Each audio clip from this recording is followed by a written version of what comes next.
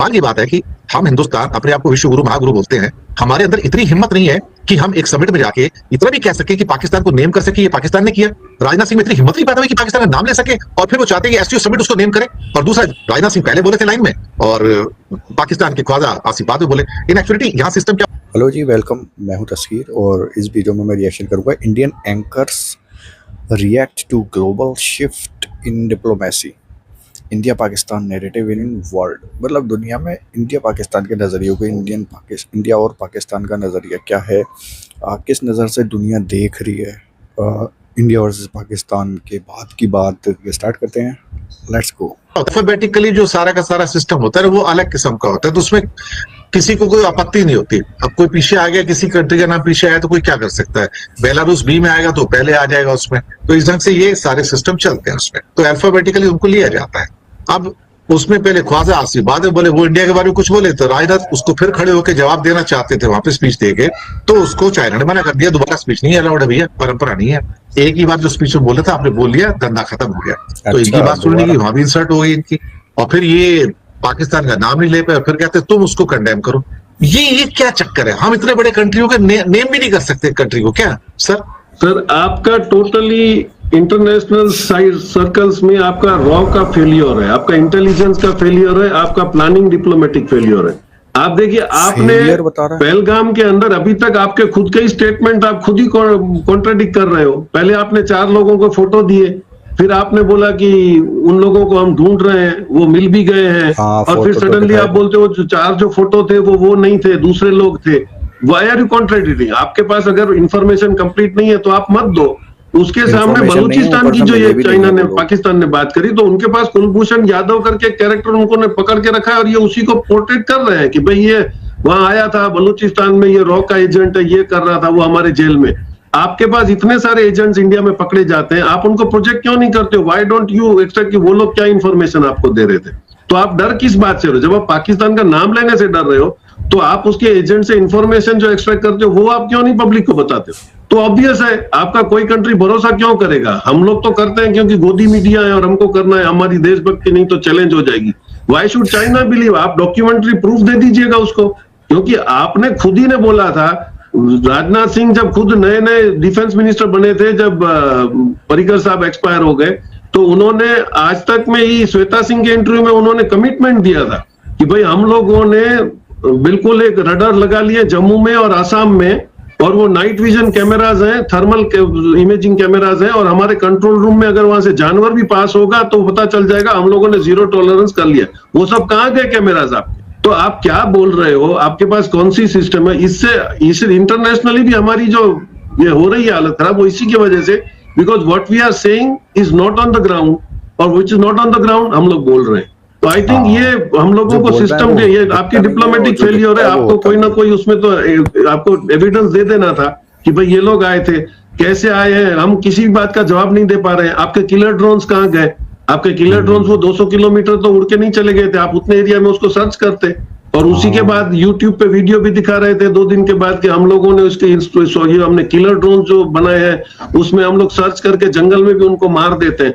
मतलब everything is confused. तो obvious है कि भाई why should China give you soft corner? वो तो उसके लिए तो सब कंट्रीज पार्टिसिपेटिंग इक्वल है, वो क्यों साइड करेगा या नहीं करेगा? तो आई थिंक हमारी बहुत ही बड़ी डिप्लोमेटिक फेलियर है, और this will not go long, क्योंकि अभी भी हम अपना रवैया ठीक नहीं कर रहे हैं। आपको उसमें एडिशन बता दूं, परसों सडनली बहरीन का अमीर का जो अमीर है, ही इज मीटिंग पुतिन, और उसने बोला कि 56 Islamic countries are ready to accept Ayatollah Khomeini as our leader, as our protector. तो ये वहां पे इतना बड़ा चेंजेस हो रहा है। अफ्रीका में आप देख लो, सारे आज तो गाना जैसे कंट्री ने अमेरिकन के वीजा बैन कर दिए, स्मॉल कंट्री लाइक गाना, उसने फिशिंग के राइट्स ले लिए इन लोगों से। तो अफ्रीका में चाइना ने पूरा कैंपिंग कर लिया, सऊदी अरेबिया और गल्फ कंट्रीज जीसीसी में और ओआईसी में रशिया ने कब्जा कर लिया। तो अब अमेरिका और इजराइल के साथ रहा कौन है? Germany and France are also changing their tunes, वो भी चाइना से निगोशिएट करने को तैयार है, भाई हमको तो माल दे दो, हमारा काम चले। तो आज नहीं तो कल अमेरिका और इजराइल अकेले हो जाएंगे। आप वहां पे पड़े रह के कौन सा वहां पे पेट्रियोटिक स्पिरिट का अवार्ड लेने जाने वाले हो?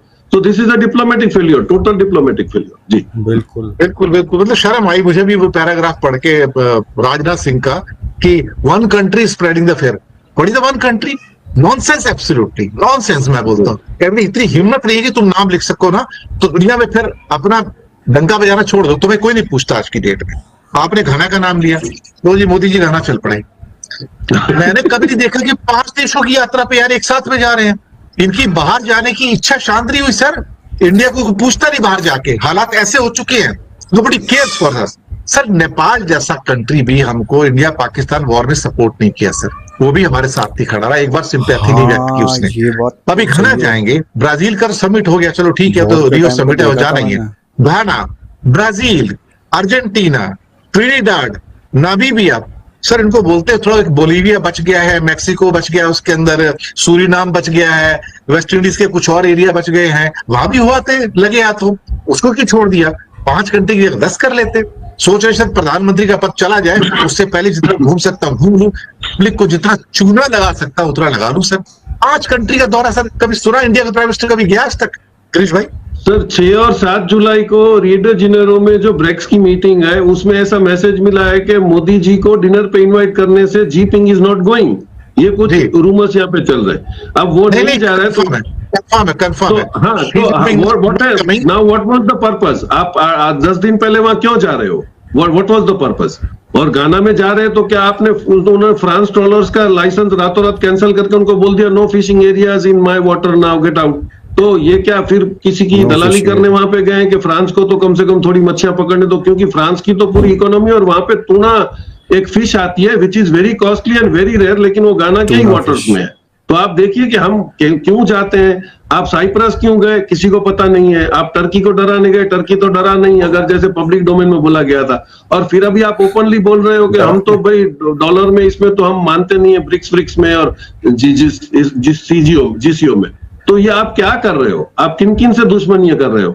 या तो आपका कोई बहुत बड़ा स्टेप हो तो उसका असर दिखना चाहिए। आपके पास कोई फ्यूचर रोड है नहीं, तो अभी ये बड़ा सस्पेंस होगा और गोदी मीडिया ढूंढ नहीं पाएगी, हमको इन्फॉर्मेशन मिलेगी नहीं कि साहब 4 कंट्रीज की विजिट में क्यों चले गए हैं। सर ये चाइना ने, आपने रेयर अर्थ की बात की, चाइना ने रेयर अर्थ तो बंद किया, ओपन ही नहीं किया अभी तक। तो हमें तो मतलब हम तो क्या ढक्कन लगा के बैठे हुए हैं। लेकिन अब खबर आई, मैंने उस पर एपिसोड भी किया सर, पिछले 2.25 महीने से चीन ने हमारा सुपर स्पेशलाइज्ड फर्टिलाइजर बंद कर रखे हैं। एक दाना नहीं भेजा सर इसने। और हमने पिछले साल सर 6 महीने के अंदर 2024 में करीब 1,60,000 टन वो फर्टिलाइजर मंगाया था। सुपर स्पेशल होता है सर उसको, कुछ liquid fertiliser, nano fertiliser, super customised fertiliser बोला जाता है। वो इंडिया में क्या है ना कि कम मात्रा में चाहिए, इंडिया में 2-2.5 लाख टन चाहिए, तो ये लोग बनाते नहीं कोई भी।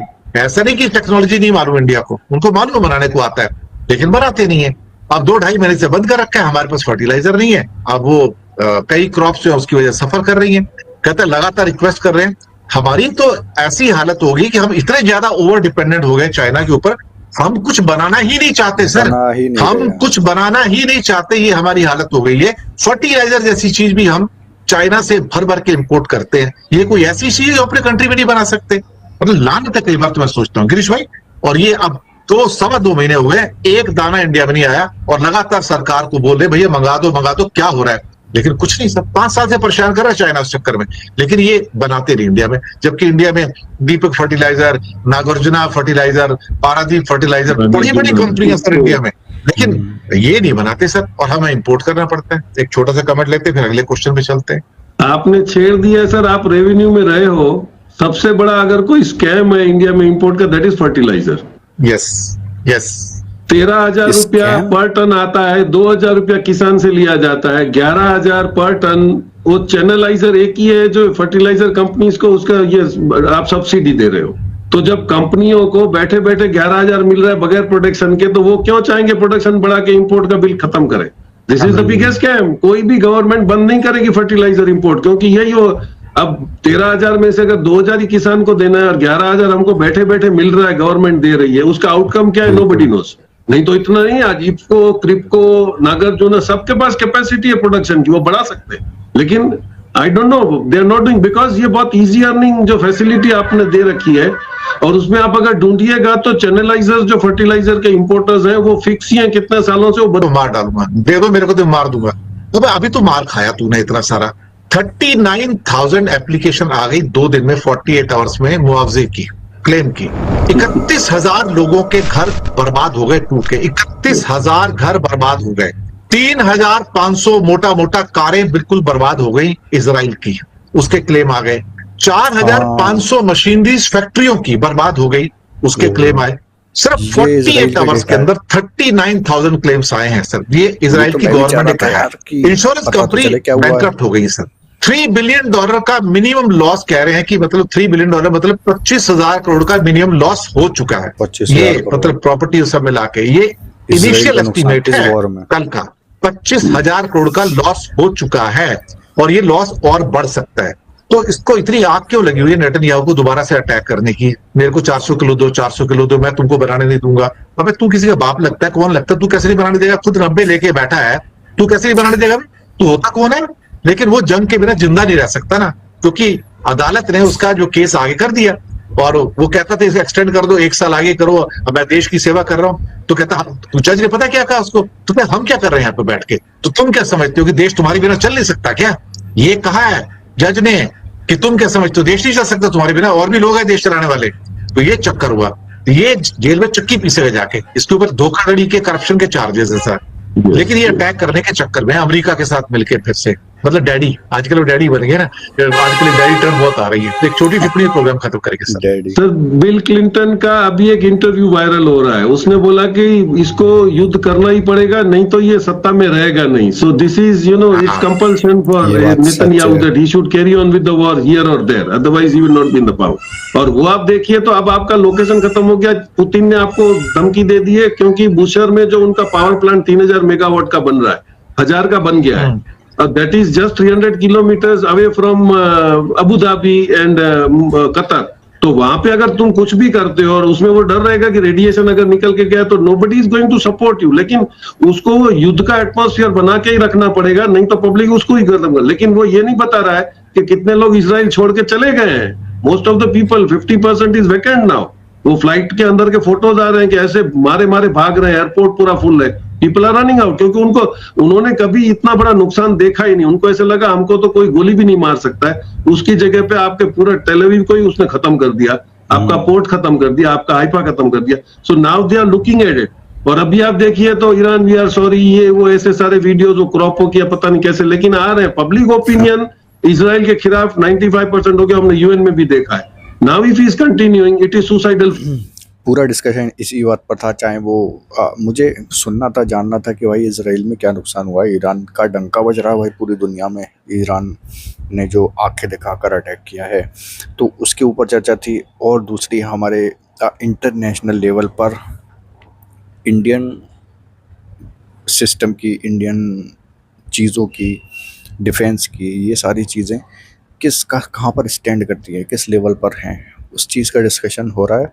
और ये काफ़ी शॉकिंग चीज़ें बता रहे थे ये जो डिफेंस एक्सपर्ट हैं, तो प्रवीण नाम है इनका, तो वो बहुत सारी शॉकिंग चीज़ें बता रहे थे कि पूछा नहीं जा रहा है।